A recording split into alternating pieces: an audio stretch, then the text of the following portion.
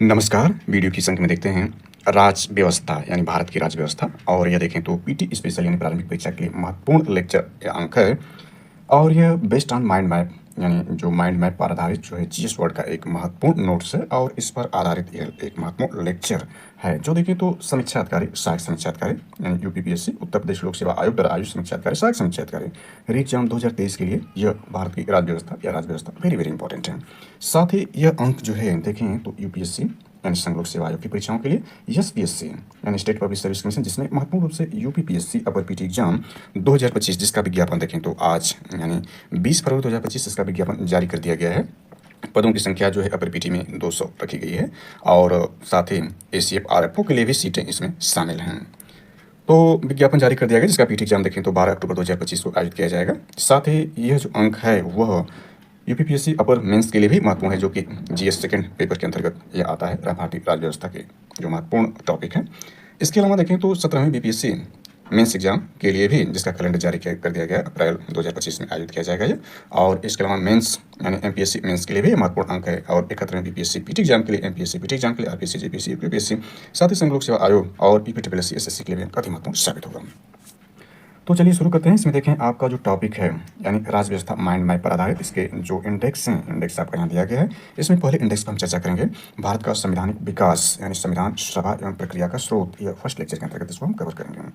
तो ये सारी टॉपिक जो है लेक्चर में नेक्स्ट लेक्चर में सारी जानकारी जो है दी जाएगी। वैसे माइंड मैप पर आधारित अन्य सब्जेक्ट के भी लेक्चर अपलोड किए जा चुके हैं, जिसमें देखें हिस्ट्री, इकोनॉमिक्स, ज्योग्राफी इत्यादि। ये सारी जो प्लेलिस्ट में दी गई हैं वहाँ से आप उसको देख सकते हैं महत्वपूर्ण रूप से। तो चलिए इसमें शुरू करते हैं based on mind map GS word का। इसमें जो है एम लक्ष्मीकांत के भी महत्वपूर्ण इनपुट को कवर किया गया है। तो देखते हैं भारतीय संविधान के विकास की ऐतिहासिक पृष्ठभूमि यानी हिस्ट्रिकल बैकग्राउंड यानी भारतीय संविधान के विकास की ऐतिहासिक पृष्ठभूमि जो शुरू होती है उसको देखने का प्रयास करते हैं। हालांकि यह देखें तो मॉडर्न हिस्ट्री के एक महत्वपूर्ण पार्ट के अंतर्गत भी इसको कवर किया गया है हिस्ट्री के लेक्चर में, तो वहाँ से आप इसकी सारी जानकारी को देख सकते हैं। लेकिन हम भारतीय संविधान के विकास की ऐतिहासिक पृष्ठभूमि को इसमें शुरू करने जा रहे हैं। तो इसमें जो शुरू होता है, ब्रिटिश ईस्ट इंडिया कंपनी ने 1765 में बंगाल, बिहार, उड़ीसा की दीवानी अधिकार प्राप्त करने के बाद संवैधानिक विकास की प्रक्रिया आरंभ की ताकि ब्रिटिश साम्राज्य का विस्तार भारत में धीरे धीरे किया जा सके। इसके अंतर्गत देखें तो कंपनी के शासन के अधीन संवैधानिक विकास हुआ यानी 1773 से 1858 के बीच जो संवैधानिक विकास हुआ कंपनी के अधीन हुआ। दूसरा, सम्राट के शासन के अधीन संवैधानिक विकास जो हुआ 1858 से लेकर 1947 यानी भारत की आज़ादी के समय तक, जो यानी 1857 की क्रांति के बाद और 1947 भारत की आज़ादी के बीच के जो विकास हुआ, संविधान का विकास हुआ, वो सम्राट के शासन के अंतर्गत इसका विकास हुआ। जैसा कि हम जानते हैं कि जो ब्रिटिश ईस्ट इंडिया कंपनी थी लगभग 150 साल तक बिजनेस किया, 150 साल तक इसने बिजनेस किया। इसके बाद लगभग 200 साल या वर्ष तक इसने शासन किया इस संवैधानिक विकास के अंतर्गत। थोड़ा सा इसका ऐतिहासिक बैकग्राउंड समझने के लिए इसको हिस्ट्री में लेकर चलते हैं। तो इसकी ऐतिहासिक पृष्ठभूमि जो शुरू होती है वह प्लासी के युद्ध से ही शुरू होता है। प्लासी की लड़ाई 23 जून 1757 को होता है और इसमें बंगाल और अंग्रेज को देख सकते हैं। इसमें प्लासी के युद्ध के परिणाम को यहाँ देखा जा सकता है कि प्लासी के युद्ध के परिणाम क्या रहे। बात मीर कासिम है और बक्सर का युद्ध इसमें वेरी वेरी इंपॉर्टेंट होता है। बक्सर के युद्ध 22 अक्टूबर 1764 को लड़ा जाता है। इसमें प्लासी के युद्ध ने जहां अंग्रेजों की बंगाल में प्रभुता स्थापित की, बक्सर के युद्ध ने कंपनी को एक भारतीय शक्ति बना दिया। ये सारी जानकारी इसमें है। महत्वपूर्ण रूप से जो इलाहाबाद की संधि 1765 की होती है, ये सारे प्रावधान है। इसके बाद 1773 का जो रिक्रूटिंग एक्ट आता है जो कि भारत में संवैधानिक विकास की पृष्ठभूमि की शुरुआत होती है 1773 के रिक्रूटिंग एक्ट के द्वारा। ये सारे बैकग्राउंड के उपरांत ही 1773 का एक्ट आता है। उसकी पृष्ठभूमि में ये भी शामिल है भारत में अंग्रेजों की सफलता के कारण क्या रहे, ये सारी जानकारी देखें तो आंग्ल मैसूर युद्ध जो होता है यह उसके बैकग्राउंड में ही शामिल है। इसमें थोड़ी जानकारी ये भी देखते चले। अस्थायी बंदोबस्त देखें तो सबसे पहले वारन हेस्टिंग ने 1772 में पंचवर्षीय बंदोबस्त लागू किया था और ये सारी जानकारी इसमें है अस्थायी बंदोबस्त के बारे में। और ये हम आगे देखेंगे कि 1789 में जॉन शोर द्वारा शुरू, इसे 1793 में लॉर्ड कॉर्नवालिस ने लागू किया था। संवैधानिक विकास के क्रम में लॉर्ड कॉर्नवालिस को हम शुरू करेंगे तो वहाँ पर यह जानकारी महत्वपूर्ण रूप से मिलेगी। वारन हेस्टिंग्स को भी देखेंगे। ये सारी जानकारी आप देख सकते हैं कहाँ पर यह लागू किया गया। तो अंग्रेजों की प्रमुख नीतियों के अंतर्गत ये शामिल है। संवैधानिक विकास के क्रम में यहाँ से शुरू इसको कर सकते हैं कि देखें ईस्ट इंडिया कंपनी के अधीन प्रमुख गवर्नर जनरल या वायसराय जो होते हैं इस पर भी चर्चा कर सकते हैं। जैसे रॉबर्ट क्लाइव देखें तो 1757 यानी प्लासी के युद्ध से 1760 यानी प्रथम बार और 1765 से यानी बक्सर के युद्ध के बाद 1767 ईस्वी तक रॉबर्ट क्लाइव जो था यह गवर्नर रहा।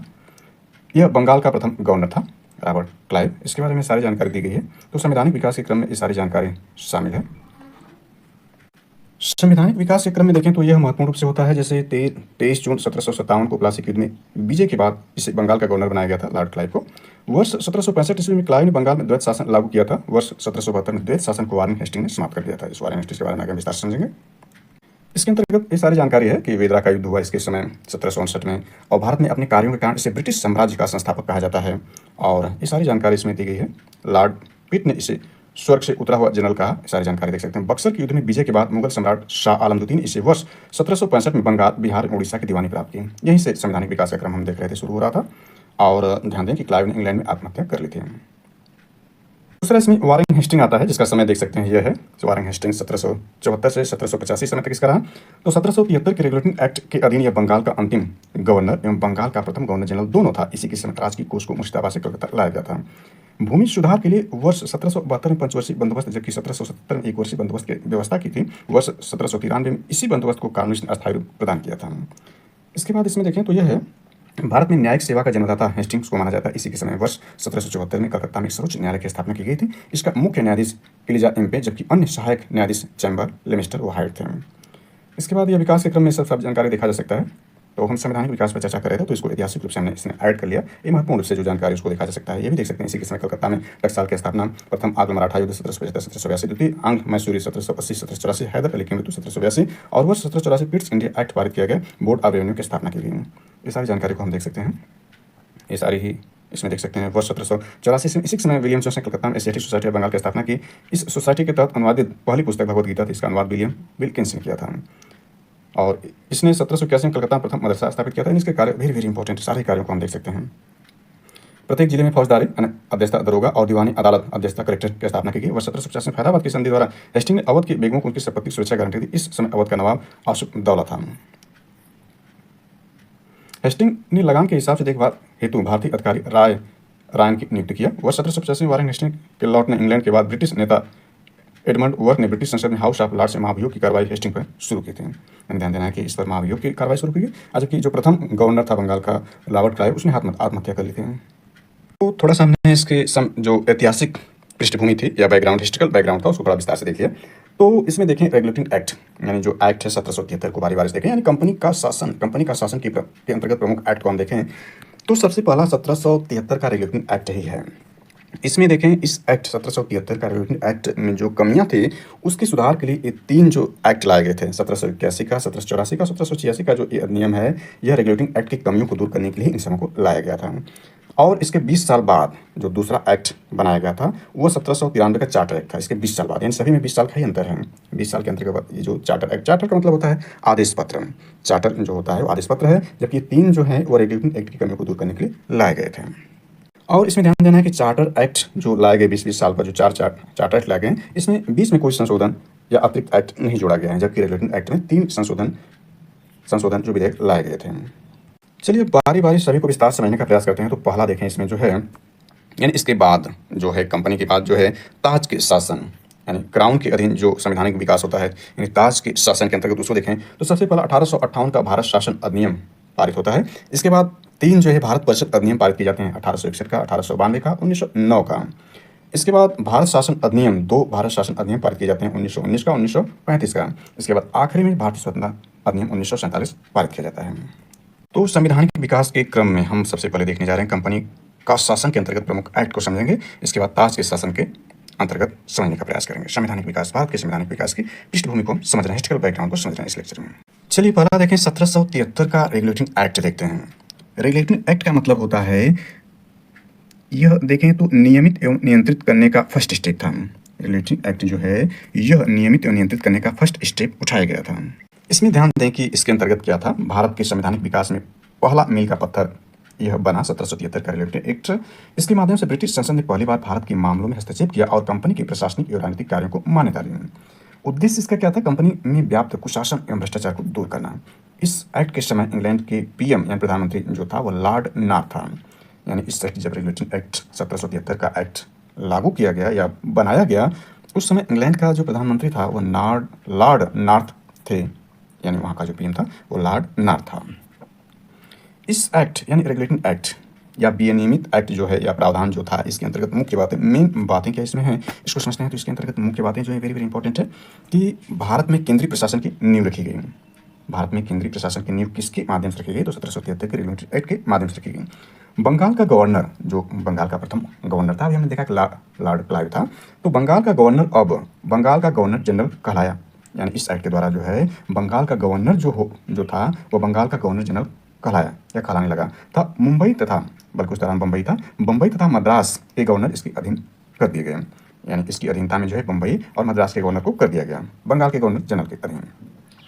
बंगाल का प्रथम governor general Lord Warren Hastings, अभी हमने इसके बारे में देखा था कि जो प्रथम गवर्नर जनरल बनाया गया बंगाल का, लॉर्ड वारेन हेस्टिंग्स बनाया गया। कब बनाया गया? 20 अक्टूबर 1773 को बनाया गया। कलकत्ता में 1774 में एक उच्च न्यायालय यानी सुप्रीम कोर्ट, कलकत्ता में एक उच्च न्यायालय की स्थापना की गई। कब की गई? 1774 में। कहाँ की गई? कलकत्ता में उच्च न्यायालय यानी सुप्रीम कोर्ट की स्थापना की गई। इसमें एक मुख्य न्यायाधीश, जिनका नाम देखें तो सर एलिजा एम्पे थे, और 3 अन्य न्यायाधीश थे, जिनके नाम क्रमशः देखें तो जज चैम्बर्स, लेमिस्टर और हाइड अन्य न्यायाधीश थे। अब मुख्य न्यायाधीश ये थे, ध्यान देना, वेरी वेरी इंपॉर्टेंट है ये। इसे बंगाल, बिहार और उड़ीसा प्रांतों सहित सभी ब्रिटिश विषयों पर सर्वोच्च न्यायपालिका का दर्जा दिया गया। यानी जो सर्वोच्च न्यायालय का दर्जा इसको जो दिया गया वो बंगाल, बिहार, उड़ीसा प्रांतों के साथ ही सभी ब्रिटिश विषयों पर सर्वोच्च न्यायालय को दर्जा दिया गया। इसमें देखें तो कंपनी के कर्मचारियों को निजी व्यापार करने के अलावा, यानी कंपनी के जो कर्मचारी थे उनके निजी व्यापार करने के अलावा भारतीयों से उपहार या रिश्वत लेने पर प्रतिबंध लगा दिया गया। 1773 के रेगुलेटरी एक्ट के द्वारा जो कंपनी कर्मचारी थे निजी व्यापार तो कर सकते थे, लेकिन भारतीयों से उपहार और रिश्वत नहीं ले सकते थे, यानी इस पर बैन लगा दिया गया कंपनी के कर्मचारियों को। इसके बाद देखें बोर्ड ऑफ डायरेक्टर्स के जरिए कंपनी पर ब्रिटिश सरकार का सशक्त नियंत्रण किया गया। यानी ब्रिटिश सरकार ने कंपनी पर सशक्त नियंत्रण इसके माध्यम से किया, बोर्ड ऑफ डायरेक्टर्स के माध्यम से। कंपनी के लिए राजस्व, नागरिक और सैन्य मामलों की जानकारी ब्रिटिश सरकार को देना अनिवार्य कर दिया गया। यानी इस एक्ट के माध्यम से कंपनी को जो है ब्रिटिश सरकार को राजस्व का, नागरिक और सैन्य मामलों की जानकारी देना बाध्य कर दिया गया, अनिवार्य कर दिया गया। इसके बाद इसमें देखें तो यह बंगाल के गवर्नर जनरल की सहायता हेतु 4 सदस्यीय कार्यकारी परिषद का गठन किया गया। यानी बंगाल का जो गवर्नर जनरल बनाया गया उसकी सहायता हेतु 4 सदस्यीय कार्यकारी परिषद का गठन किया गया। इसमें जो 4 सदस्यीय कार्यकारी परिषद थे उसके सदस्य देखें तो सदस्य आपका जॉन क्लेवरिंग, जॉन मॉनसन, रिचर्ड वारवेल और फिलिप फ्रांसिस को बनाया गया। आगे इसमें देखें तो यह है कि परिषद में गवर्नर जनरल को, यानी परिषद में गवर्नर जनरल को नियम, अध्यादेश और विनिमय बनाने की शक्ति प्रदान की गई।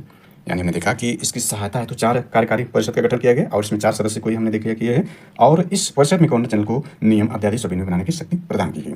इसके बाद देखें तो इस अधिनियम के अंतर्गत पहली बार बम्बई तथा मद्रास के संदर्भ में राजनीतिक अधिकार प्रदान किए गए। यानी इसी अधिनियम के अंतर्गत पहली बार जो है बम्बई और मद्रास के संदर्भ में भी राजनीतिक अधिकार प्रदान किए गए। इसके बाद इसमें जो 1773 का रेगुलेटरी एक्ट था, इसमें 3 जो सुधार किए गए इसकी कमियों में, इसमें जो कमियां थी या खामियां थी उसके सुधार के अंतर्गत जो 3 एक्ट लाए गए उसमें देखें तो पहला जो था एक्ट ऑफ सेटलमेंट 1781 था। तो इसके अंतर्गत देखें तो यह है कि रेगुलेटरी एक्ट की खामियों को दूर करनी है तो 5 जुलाई 1781 को यह एक्ट ऑफ सेटलमेंट पारित किया गया। इसमें देखें तो डिक्लेटरी एक्ट या अमेंडिंग एक्ट ऑफ 1781 नाम से भी प्रचलित किया गया। यानी इस एक्ट का नाम जो सेटलमेंट एक्ट था इसका नाम अमेंडिंग एक्ट ऑफ 1781 या डिक्लेटरी एक्ट के नाम से भी इसको जाना जाता है। इसके लाने का उद्देश्य क्या था? सुप्रीम कोर्ट और गवर्नर जनरल की शक्तियों का संतुलन करना। पहले एक्ट 1773 का जो एक्ट था इसमें गवर्नर जनरल और सुप्रीम कोर्ट की स्थापना की गई, लेकिन उनके बीच जो शक्तियां जो अपार शक्तियां दे दी गई तो उनके बीच संतुलन बनाने के लिए इसमें जो है इसमें ये सुधारात्मक एक्ट ऑफ सेटलमेंट लाया गया, अर्थात उनके बीच शक्तियों का संतुलन या बैलेंस बना रहे। इस एक्ट की मुख्य बातों को देख लेते हैं। तो इसमें मुख्य बातें क्या शामिल थी? कलकत्ता की सरकार अब बंगाल के साथ बिहार और उड़ीसा हेतु ही विधि बना सकती थी। पहले क्या था? कलकत्ता की सरकार बंगाल पर ही विधि बनाती थी, लेकिन बंगाल के साथ बिहार और उड़ीसा पर विधि बना सकती थी। सुप्रीम कोर्ट की शक्तियों में कमी की गई, यानी इसके माध्यम से जो सुधार लाया गया उसमें सुप्रीम कोर्ट की शक्तियों में कमी की गई। इसके अंतर्गत क्या था कि कंपनी के सेवक, गवर्नर जनरल तथा काउंसिल अपने कार्य करने के दौरान कार्यवाहियों हेतु सुप्रीम कोर्ट के क्षेत्राधिकार से बाहर हो गए। पहले ये सुप्रीम कोर्ट के क्षेत्राधिकार के अंतर्गत ही थे 1773 के एक्ट के द्वारा, लेकिन 1781 का जो आपका यह सेटलमेंट एक्ट लाया गया इसमें जो है इनको बाहर कर दिया गया, यानी सुप्रीम कोर्ट के क्षेत्राधिकार से बाहर कर दिया गया। किसको? कंपनी के सेवक, गवर्नर जनरल और काउंसिल अपने कार्यों के दौरान सुप्रीम कोर्ट के क्षेत्राधिकार से बाहर कर दिए गए। इसके बाद इसमें देखें तो यह है कि राजस्व वसूली संबंधी मामले में भी राजस्व वसूली संबंधी मामले भी कोर्ट के क्षेत्राधिकार में नहीं रहे। अदालत का भौगोलिक अधिकार यानी जोग्राफिकल जो अधिकार केवल कलकत्ता तक सीमित कर दिया गया। यानी अदालत का जो भौगोलिक अधिकार था वो केवल कलकत्ता तक सीमित कर दिया गया। इसके बाद मुख्य बातों में यह भी शामिल है कि यह अधिनियम भारत में अधिकार क्षेत्र को परिभाषित करके, यानी अधिनियम जो सेटलमेंट एक्ट 1781 था इसने क्या किया कि भारत में अधिकार क्षेत्र को परिभाषित करके कार्यपालिकाओं कार्यपालिकाओं को न्यायपालिका से अलग करने का पहला प्रयास था। ये वेरी वेरी इंपॉर्टेंट है कि कार्यपालिकाओं को न्यायपालिका से अलग करने का पहला प्रयास कब किया गया? तो 1781 का जो सेटलमेंट एक्ट था उसके अंतर्गत यह किया गया। इसके बाद दूसरा सुधार देखें तो इसमें 1784 यानी 3 साल बाद पिट्स इंडिया एक्ट आता है। इसकी मुख्य बातें देखें, मुख्य बातों को शामिल करने से पहले इसमें देख लें, इस दौरान ब्रिटिश पीएम विलियम पिट था, यानी इस दौरान ब्रिटिश जो प्रधानमंत्री विलियम पिट था, इसी का जो सब टाइटल पिट है, इसी से यह पिट्स इंडिया एक्ट बना। विलियम पिट प्रधानमंत्री था के नाम पर रेगुलेटरी एक्ट की कमियों को दूर करने और कंपनी के भारतीय क्षेत्रों के प्रशासन को कुशल और जिम्मेदार बनाने हेतु लाया गया था। यानी अब भी जो कमियां रह गई थी वो 3 साल बाद पिट्स इंडिया एक्ट के द्वारा इन कमियों को दूर करने का प्रयास किया गया। दूसरा प्रयास था, इसमें देखें दोहरे प्रशासन का प्रारंभ हुआ। यानी पहले बोर्ड ऑफ डायरेक्टर्स के माध्यम से जो था ब्रिटिश शासन वो कंट्रोल करती थी कंपनी पर, लेकिन इसमें दोहरे शासन का प्रावधान किया गया। इसमें पहला तो बोर्ड ऑफ डायरेक्टर्स रहे, दूसरा बोर्ड ऑफ कंट्रोल रहा। बोर्ड ऑफ कंट्रोल राजनीतिक मामलों को देखता था, जबकि बोर्ड ऑफ डायरेक्टर देखें तो व्यापारिक मामलों की देखरेख के लिए बोर्ड ऑफ डायरेक्टर व्यापारिक मामलों की देखरेख के लिए था, जिसमें कुल सदस्य 6 थे, कोरम के लिए 3 सदस्य भी रखे जा सकते थे। अब बोर्ड ऑफ कंट्रोल राजनीतिक मामले हेतु बनाया गया था। इसमें ध्यान दें तो बोर्ड ऑफ डायरेक्टर में भारत मंत्री, वित्त मंत्री और 4 प्रीवी काउंसलर शामिल थे। कंपनी के पास व्यापार का अधिकार और अपने स्वयं के अधिकारियों की नियुक्ति और बर्खास्ती का अधिकार बना रहा। महत्वपूर्ण मामलों पर गवर्नर जनरल परिषद के निर्णय को रद्द कर सकता था। यानी परिषद में जो 4 सदस्य थे उनके निर्णय को जो है महत्वपूर्ण मामलों पर जो गवर्नर जनरल जो है वो रद्द कर सकता था। यानी जो परिषद में 4 सदस्य थे वो गवर्नर जनरल की सहायता के लिए बनाए गए थे। गवर्नर जनरल भारत में सभी ब्रिटिश सैनिकों का कमांडर इन चीफ बनाया गया पिट्स इंडिया एक्ट द्वारा। ब्रिटिश सरकार को कंपनी के मामलों और उसके शासन पर सर्वोच्च नियंत्रण मिला। हालांकि कंपनी के व्यापार में हस्तक्षेप की नीति जारी रही। यह पहली बार था जब कंपनी की संपत्ति पर ब्रिटिश अधिकार दिया गया। यानी पहली बार था जब कंपनी की संपत्ति पर ब्रिटिश अधिकार दिया गया। पिट्स एक्ट को लागू करने हेतु लॉर्ड कॉर्नवालिस को संसद द्वारा नियुक्त किया गया। यानी जब पिट्स इंडिया एक्ट लाया गया, पिट्स का एक्ट सुधारात्मक पिट्स इंडिया एक्ट लाया गया, उस दौरान देखें तो यह जो संसद ब्रिटिश संसद द्वारा कॉर्नवालिस को संसद द्वारा नियुक्त किया गया था। यानी गवर्नर जनरल, बंगाल का गवर्नर जनरल बनाया गया था। एकमात्र अधिनियम जो भारतीय मुद्दों के कारण ब्रिटिश सरकार को त्यागपत्र देना पड़ा था। यानी पिट्स इंडिया एक्ट एकमात्र अधिनियम है, सुधारात्मक अधिनियम है, जिसके द्वारा यानी जब ये पारित किया गया तो ब्रिटिश सरकार को रिजाइन करना पड़ा, त्यागपत्र देना पड़ा विवाद के कारण। तो एकमात्र अधिनियम यह बना रहा है। Very very important exam students. Act ने कंपनी के व्यापारिक और राजनीतिक कार्यों को एक दूसरे से अलग कर दिया। द्वैत शासन की शुरुआत हुई। द्वैत शासन का मतलब यहाँ देख सकते हैं, पहला तो बोर्ड ऑफ डायरेक्टर, दूसरा बोर्ड ऑफ कंट्रोल की शुरुआत की गई। तो द्वैत शासन की शुरुआत पिट्स इंडिया एक्ट 1784 द्वारा शुरू किया गया।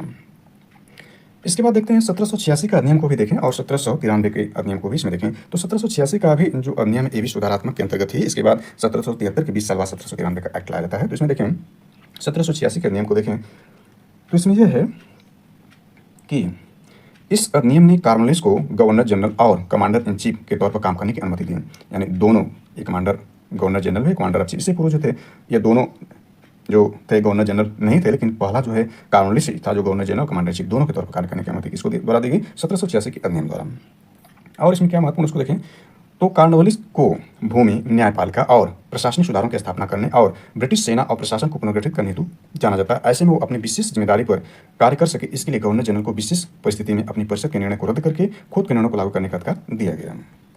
यानी ये दोनों शर्त कॉर्नवालिस द्वारा ही दी गई थी। दोनों शर्त जो 1786 का नियम है इसमें कॉर्नवालिस की 2 शर्तें थी।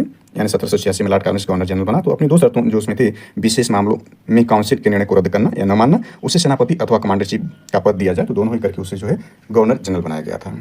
इसके बाद देखते हैं 1793 का चार्टर एक्ट। यानी 1773 के एक के 20 साल बाद आता है चार्टर एक्ट। चार्टर का मतलब होता है आदेश पत्र। ये होता है आदेश पत्र में देखें तो 1793 में कंपनी के वाणिज्यिक विशेषाधिकार को अगले 20 वर्षों 1793 से 1813 तक के लिए बढ़ा दिया गया।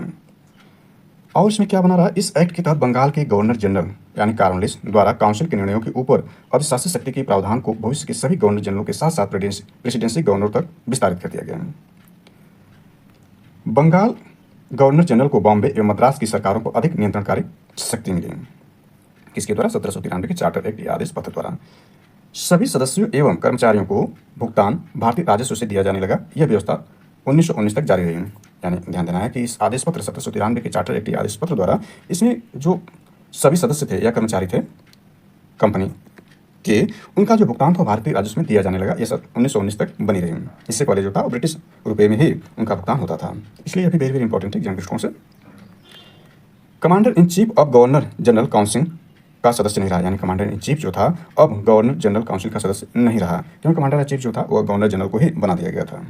यानी इसमें जो महत्वपूर्ण है वो यह था कि 1793 में कंपनी के वाणिज्यिक विशेषाधिकार को अगले 20 वर्षों यानी 1793 से 1813 तक के लिए बढ़ा दिया गया। कहने का सही हुआ कि इसने भारत पर व्यापार के एकाधिकार को 20 वर्षों के लिए बढ़ा दिया 1793 का आदेश पत्र चार्टर एक्ट द्वारा। अगला देखते हैं तो 1813 का चार्टर एक्ट आता है, यानी इसके 20 साल बाद आता है, आदेश पत्र है। इसमें देखें तो इसने कंपनी के अधिकार पत्र को अगले 20 वर्ष हेतु नवीनीकृत किया, यानी अगले 20 वर्षों का मतलब 1833 तक के लिए इसने नवीनीकृत किया। इसने पहली बार ब्रिटिश भारतीय क्षेत्रों की संवैधानिक स्थिति को परिभाषित किया। इसे ईस्ट इंडिया कंपनी एक्ट 1813 नाम से भी जाना जाता है। मुख्य बातें देख लेते हैं, वेरी वेरी इंपॉर्टेंट इसकी है। मुख्य बातों में क्या शामिल है? भारत में कंपनी का व्यापारिक एकाधिकार समाप्त हो गया, यानी भारत में जो है कंपनी का जो व्यापारिक एकाधिकार था उसको समाप्त कर दिया गया। चीन एवं चाय के साथ व्यापार को छोड़कर, यानी चीन के साथ व्यापार और चाय के साथ व्यापार बना रहा है, यानी इसको छोड़ करके कंपनी का जो है व्यापारिक एकाधिकार समाप्त कर दिया गया। इसके द्वारा एक्ट 1813 द्वारा। ऐसे हुआ कि चार्टर एक्ट या चार्टर कानून या आदेश पत्र 1813 द्वारा जो है कंपनी के व्यापार एकाधिकार समाप्त कर दिया गया, लेकिन चाय व चीनी लोगों के साथ एकाधिकार मौजूद रहा या बना रहा। ब्रिटेन के राजा की प्रभुता स्थापित किया गया। इसमें देखें कुछ सीमाओं के साथ अब सभी ब्रिटिश व्यापारी भारत में व्यापार कर सकते थे। ईसाई मिशनरियों को भारत में धार्मिक और नैतिक सुधार की अनुमति दी गई। शिक्षा में सुधार हेतु 1 लाख रुपए का अनुदान दिया गया। वेरी वेरी इंपॉर्टेंट है। इस शिक्षा में सुधार हेतु पहली बार देखें तो 1 लाख का अनुदान इसी एक्ट के द्वारा दिया गया, चार्टर कानून 1813 द्वारा दिया गया। ब्रिटिश भारतीय क्षेत्रों में पश्चिमी शिक्षा के प्रचार प्रसार की शुरुआत इसके द्वारा की गई, चार्टर कानून 1813 द्वारा। कंपनी के क्षेत्रीय राजस्व सहित वाणिज्यिक लाभ पर नियंत्रण करते हुए इन खातों को पृथक करने का प्रावधान, यानी कंपनी लाभांश 5% निर्धारित किया गया। भारत में स्थानीय सरकारों को व्यक्तियों पर टैक्स लगाने की शक्ति मिली, यानी भारत में जो है स्थानीय सरकारों को व्यक्तियों पर टैक्स लगाने की अनुमति जो इस एक्ट यानी चार्टर एक्ट 1813 द्वारा दी गई। कलकत्ता, बम्बई और मद्रास की सरकारों द्वारा बनाए गए कानूनों का ब्रिटिश संसद द्वारा अनुमोदन अनिवार्य कर दिया गया, यानी अब जो कलकत्ता, बम्बई और मद्रास के जो सरकार थे उनके द्वारा जो कानून बनाया जाएगा उसको ब्रिटिश संसद द्वारा अनुमोदन अनिवार्य कर दिया गया। पुनः इसके 20 साल बाद 1833 का चार्टर एक्ट आदेश पत्र को देख लेते हैं जल्दी से। इसमें देखें तो इसे सेंट हेलेना अधिनियम भी कहते हैं। Very very important. 1833 का चार्टर एक्ट आदेश पत्र क्या कहते हैं? सेंट हेलेना अधिनियम भी कहते हैं। मुख्य बातें इसमें शामिल है, इसको हम देखते हैं। यह एक्ट इंग्लैंड में हुई औद्योगिक क्रांति का परिणाम थे, यानी उस दौरान इंग्लैंड औद्योगिक क्रांति का दौर था, तो उसके बाद ये 1833 का चार्टर एक्ट लाया गया, आदेश पत्र लाया गया। इसको समझ लेते हैं जल्दी से। देखें मुख्य बातें क्या शामिल थी। इसने ब्रिटिश ईस्ट इंडिया कंपनी की व्यावसायिक गतिविधियों को समाप्त कर उसे विशुद्ध रूप से प्रशासनिक निकाय बना दिया। यानी विशुद्ध रूप से प्रशासनिक निकाय किसके द्वारा बनाया गया था? तो चार्टर एक्ट 1833 द्वारा, यानी इसके 20 साल बाद 1833 द्वारा जो है यह जो विशुद्ध निकाय प्रशासनिक निकाय बन गई, इसे व्यावसायिक गतिविधियां एकदम पूरी तरह से समाप्त कर दिया गया। बंगाल का गवर्नर जनरल अब भारत का गवर्नर जनरल कहलाया, यानी बंगाल का जो गवर्नर जनरल अब तक था, जो कि बंगाल का गवर्नर जनरल बनाया गया, जिसे वारेन हेस्टिंग्स पहला बनाया गया था। तो इसके बाद यानी इस एक्ट द्वारा, यानी रेगुलेटिंग एक्ट द्वारा जो बंगाल का गवर्नर था उसको गवर्नर जनरल बनाया गया। लेकिन 1833 के चार्टर एक्ट आदेश पत्र द्वारा बंगाल का गवर्नर जनरल अब जो है भारत का गवर्नर जनरल कहलाया जाने लगा, और प्रथम जो भारत का गवर्नर जनरल बनाया गया लॉर्ड विलियम बेंटिंग को बनाया गया, जबकि बंगाल का गवर्नर जनरल प्रथम कौन बना था? वारेन हेस्टिंग्स बनाया गया था। एक्ट के तहत पहली बार सरकार का ब्रिटिश भारतीय क्षेत्र पर पूर्ण नियंत्रण हो गया, यानी इस एक्ट के तहत देखें तो पहली बार सरकार का ब्रिटिश भारतीय क्षेत्र पर क्या हो गया? पूर्ण नियंत्रण हो गया। भारत के गवर्नर जनरल को समूचे ब्रिटिश भारत में विधायी और सीमित अधिकार मिले, यानी विधि बनाने का असीमित अधिकार इसके द्वारा दिया गया 1833 का चार्टर एक्ट द्वारा। वहीं मद्रास व बम्बई के गवर्नरों के विधायिका शक्ति को समाप्त कर दिया गया, यानी वहाँ पर अब कानून या विधायिका नहीं बना सकते थे बम्बई और मद्रास के गवर्नर, इससे पहले बना सकते थे। सिविल सेवकों की भर्ती हेतु खुली प्रतियोगिता प्रणाली की शुरुआत, लेकिन बोर्ड ऑफ डायरेक्टर्स के विरोध स्वरूप समाप्त कर दिया गया, यानी जो बोर्ड ऑफ कंट्रोलर और बोर्ड ऑफ डायरेक्टर जो बनाए गए थे उसमें, यानी सुधार के दौर में जो बनाया गया था सेटलमेंट एक्ट 1781 द्वारा, उसमें बोर्ड ऑफ डायरेक्टर्स जो है इसका विरोध किया, जिसके कारण प्रावधान समाप्त हो गया कि सिविल सेवकों की भर्ती खुली प्रतियोगिता आरंभ की जाए। भविष्य में हालांकि यह लागू हुआ, लेकिन शुरुआत यहाँ से ही शुरू कर दी गई 1833 में, लेकिन ये विरोध के कारण समाप्त कर दिया गया था। और कहा गया केवल जन्म, जाति, वर्ग, धर्म या जन्म के स्थान पर किसी पद या सेवा से वंचित नहीं किया जाएगा। हालांकि इस प्रावधान को लागू नहीं किया गया। गवर्नर जनरल की परिषद में विधि सदस्य की नियुक्ति की गई 1833 के चार्टर एक्ट द्वारा। गवर्नर जनरल की परिषद में विधि सदस्य की नियुक्ति की गई। मैकाले प्रथम विधि आयोग का अध्यक्ष बनाया गया, इसमें कुल 4 सदस्य थे। शिक्षा में ड्रेन थ्योरी की शुरुआत 1833 के चार्टर एक्ट द्वारा ही किया गया था। भारत में दास प्रथा को विधि के विरुद्ध घोषित किया गया था, बेंटिंग ने किया था, यानी भारत का जो प्रथम गवर्नर जनरल बनाया गया था लॉर्ड विलियम बेंटिंग, उसने ही विधि के विरुद्ध घोषित किया था दास प्रथा को। गवर्नर जनरल को संपूर्ण देश हेतु एक ही बजट तैयार करने का अधिकार मिला 1833 के चार्टर एक्ट द्वारा। सती प्रथा तथा दास प्रथा की समाप्ति इसी प्रावधान के द्वारा हुई थी, यानी 1833 के चार्टर एक्ट द्वारा ही सती प्रथा और दास प्रथा की समाप्ति की गई थी। देख लेते हैं आखिरी जो प्रावधान कंपनी के अधीन जो भारत के संवैधानिक विकास की जो ऐतिहासिक पृष्ठभूमि उसमें आखिरी जो है 1833 का चार्टर एक्ट या आदेश पत्र शामिल है। इसमें देखें तो 1852 के सेलेक्ट कमेटी ऑन इंक्वायरी की रिपोर्टों के आधार पर इस अधिनियम को लाया गया था। ये वेरी वेरी इंपॉर्टेंट है, किसकी रिपोर्ट पर लाया गया था। यह एक्ट भारत में संसदीय प्रणाली की शुरुआत का प्रतीक है।